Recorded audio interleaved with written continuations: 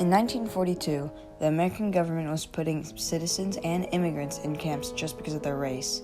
This happened right after Pearl Harbor was bombed. After America decided to put Japanese people into the internment camps, Korematsu sued the U.S. on the grounds that it violated his Fifth Amendment right. Because of this, 40 years later, the U.S. rewarded $20,000 to the affected individuals. But before World War II even started, Japanese Americans were being discriminated against by the white citizens. This racism was enabled by the California Alien Land Laws of 1913. This law prevented immigrants from buying land. Not only that, but the Immigration Act of 1924 prevented immigrants from becoming citizens. Because of the Alien Act, after 1924, Japanese immigrants weren't able to get land because they couldn't become citizens. This racism against Japanese Americans was so intense that governors would run for re-election and would state that they're trying to keep California white. An example of this is California's ex-senator James D. Fallon. He wrote a letter to Democratic Representative Woodrow Wilson stating, "The white man is thus driven off the land. The Japanese are a blight on our civilization." This hate would build up over time. All of this hate and prejudice was released when a major tragedy occurred. The tragedy I'm talking about is the attack on Pearl Harbor. You must be wondering, why did Japan attack Pearl Harbor? It was the middle of World War II, and Japan took an Indo-French outpost in China. Japan wanted to attack the Philippines, who were allied with America. Because the Japanese didn't want U.S. to interfere, they decided to bomb Pearl Harbor. This persuaded the U.S. into putting many Japanese American families into internment camps. One of these families was Korematsu's family, but instead of going with them, he decided to disguise himself. While his parents were in the internment camps, Korematsu was working and living with other Americans. One day, he decided to reveal himself to the police. Because of that, Korematsu was arrested. Fred Korematsu stated, "I still remember 40 years ago when I was shackled and put in a prison. Being an American citizen didn't mean a thing." While Korematsu was sitting in jail, he was pondering what he should do. Then he had an idea. Korematsu decided to sue the U.S. Korematsu argued that Executive Order 9066 violates Japanese Americans' Fifth Amendment right. Henry Sugimoto, a victim of the internment camps, wrote to his teacher, "Sometimes the trains stop, 15 to 20 minutes to take fresh air and supper in the desert in the middle of the state."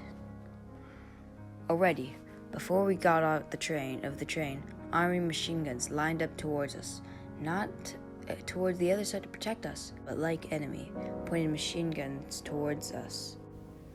This lawsuit lasted from 1943 to 1998. Korematsu wanted to free all of the interned Japanese people. This one lawsuit could free them all. Korematsu went to the Supreme Court in San Francisco. Korematsu, recounting this experience, stated, "I lost everything when they put us in a prison. I was an enemy alien, a man without a country." Despite all of his effort, Korematsu ended up losing the case. But in Justice Frank Murphy's dissent, he states, "I dissent, therefore, from this legalization of racism. Racial discrimination in any form and in any degree has no justifiable part whatever in our democratic way of life. It is unattractive in any setting, but is utterly revolting among a free people who have embraced the principles set forth in the Constitution of the United States. All residents of this nation are kin in some way by blood or culture to a foreign land, yet they are primarily and necessarily part of the new and distinct civilization of the United States.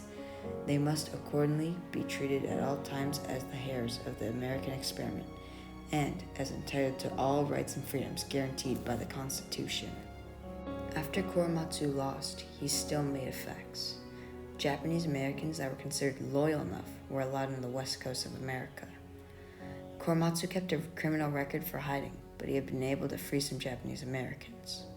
In 1980, he got retried and won his case because the documents showing Japanese Americans weren't spies were not released. In 1988, Korematsu was awarded the Presidential Medal of Freedom. Korematsu's lawsuit inspired other movements, such as the Civil Rights Movement, as the struggle for Japanese freedom represented the fight for equality.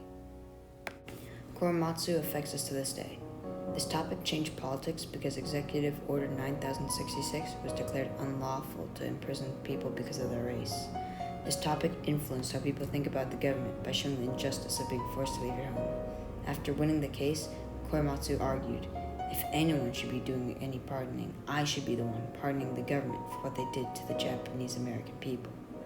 Sadly, in 2018, the Supreme Court overruled Korematsu's case. Korematsu's case showed the American people that ignoring the Constitution and violating Japanese and human rights in general was not patriotic. Due to the racism of generations before, Korematsu's original case lost at the Supreme Court with only 3 justices supporting him. But after World War II, having seen the horrors of Hitler and the Holocaust, no one would have wanted to do anything remotely similar to the Nazis, which included incarcerating an entire race. This, combined with the Civil Rights Movement, changed America's view around racial identity and general human rights. And by the 1980s, Korematsu was able to win with overwhelmingly support by everyone. It is important to know that Fred Korematsu was not the only key contributor to the fight for Japanese American freedom. There are many other important fighters, including Gordon Hirabayashi and Mitsui Endo. This case should be referred to in the future before we make another mistake. I'll end on this note. There's no room for racism in a democracy where everyone has equal power.